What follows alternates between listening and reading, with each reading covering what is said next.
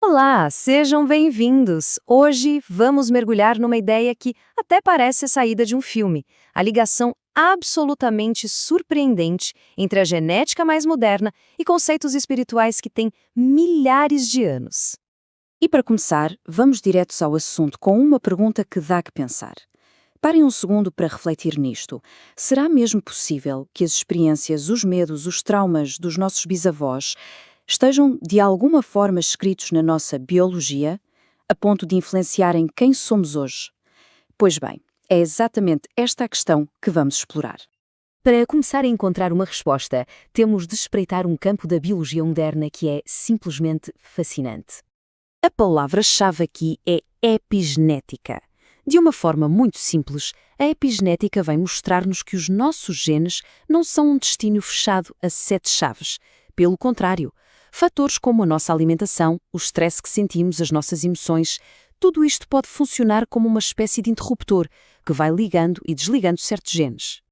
Mas é agora que a coisa fica ainda mais incrível. Estas marcas químicas não morrem connosco. A ciência sugere que elas podem de facto ser herdadas, passadas de uma geração para a seguinte. É quase como se uma memória biológica estivesse a ser passada nos genes. E atenção, esta ideia não é assim tão nova. Embora o campo tenha explodido nos últimos anos, as primeiras observações destas alterações solares, que na altura eram desconhecidas, foram feitas por geneticistas, imaginem só, em 1942. Portanto, é algo que vem sendo construído há muitas décadas. E agora, vamos fazer uma viragem completa. Vamos sair do laboratório de genética e viajar muito, muito para trás no tempo. Para um mundo totalmente diferente, mas que, surpreendentemente, parece ecoar estas mesmas ideias. Acontece que este conceito de que as características de uma geração podem influenciar as seguintes está longe, mas muito longe de ser uma descoberta do século XX. Existe um paralelo notável em textos bíblicos antigos, embora, claro, a linguagem seja completamente outra. Para percebermos bem este paralelo, precisamos de uma pequena, uma mini aula de teologia. Os textos bíblicos fazem uma distinção muito importante entre pecado e iniquidade. O pecado é visto como um ato, uma transgressão específica. Já a iniquidade é descrita como algo muito mais profundo. A iniquidade é, digamos, o resultado, a consequência do pecado. É vista como uma espécie de desvio, uma perversidade que se enraiza na pessoa. E o ponto crucial, aquele que nos interessa aqui, é este. A iniquidade é descrita como algo que pode ser transmitido, que se pode propagar através das gerações. Esta passagem do livro do Êxodo é talvez a ilustração mais clara e direta deste conceito. A ideia de uma influência que se prolonga por 3 ou 4 gerações é dita com todas as letras, estabelecendo o mecanismo de herança, espiritual ou moral. Então, vamos recapitular. Temos a epigenética, que nos fala de marcas químicas herdadas, e temos a iniquidade, que nos fala de uma distorção moral herdada. A grande questão é, o que acontece quando colocamos estes dois conceitos lado a lado? Bem, o argumento central da nossa análise de hoje, retirado do material de origem, é, no mínimo, ousado. Ele sugere que não estamos a olhar para uma simples coincidência ou para uma bonita analogia poética.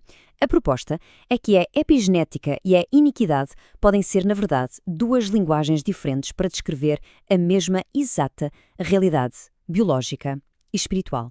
Para avaliarmos se esta ideia tem pernas para andar, vamos mergulhar nos paralelos específicos que são apresentados. Vamos desmontar o argumento ponto por ponto. O primeiro paralelo é a ideia de transmutação.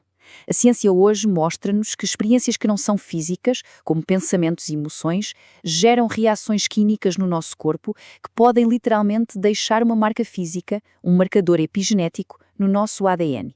E de forma muito semelhante, a teologia descreve a iniquidade como algo que começa na mente e no coração, mas que acaba por se manifestar no corpo. Este verso do Salmo 109 ilustra isto na perfeição. Descreve uma maldição, uma forma de iniquidade, não como uma força abstrata, mas como algo que penetra fisicamente o corpo e os ossos. Transforma o espiritual em algo tangível, corporal. Passemos agora ao segundo paralelo, que é talvez o mais direto e impressionante de todos, a hereditariedade. Como já vimos, a epigenética sugere que as marcas do trauma podem ser passadas aos descendentes. E do lado teológico, aquela passagem do Êxodo afirma, preto no branco, que a iniquidade é visitada nos filhos por até 4 gerações. A superposição aqui é espantosa, não é? O terceiro paralelo é a ideia de domínio. Na genética, existe um conceito chamado paramutação, que descreve uma situação em que um marcador epigenético se torna tão estável, tão forte, que age quase como se tivesse vida própria, controlando a expressão dos genes de forma autónoma. Do outro lado, os textos bíblicos falam da iniquidade não só como uma influência, mas como uma força que pode aprisionar, que pode dominar uma pessoa. A fonte que estamos a analisar usa esta analogia poderosa para descrever o sentimento. Seja um marcador epigenético que predispõe para a ansiedade ou uma iniquidade que leva a padrões de comportamento destrutivos, o resultado pode ser a sensação de se estar preso numa teia que não foi tecida pela própria pessoa. Então, depois de vermos todos estes paralelos, onde é que isto nos leva? A interpretação que estamos a explorar junta todas estas peças numa conclusão unificadora. A teoria culmina nisto. O conceito bíblico do corpo do pecado poderia ser, na verdade, uma descrição antiga do nosso perfil epigenético acumulado. Seria a soma total das marcas herdadas dos nossos antepassados, combinadas com as marcas que nós próprios criamos ao longo da vida. Uma espécie de assinatura biológica única das nossas vulnerabilidades e predisposições. Isto deixa-nos com uma última pergunta para pensarmos. Será que estamos a testemunhar uma convergência, um ponto na história onde a ciência moderna começa a dar uma nova linguagem a verdades espirituais antigas? Talvez a epigenética e a teologia sejam apenas duas lentes diferentes, uma a olhar através de um microscópio, a outra através de introspeção, mas ambas a tentar entender a complexa herança que todos nós carregamos. Uma herança que se calhar só agora estamos a começar realmente a decifrar.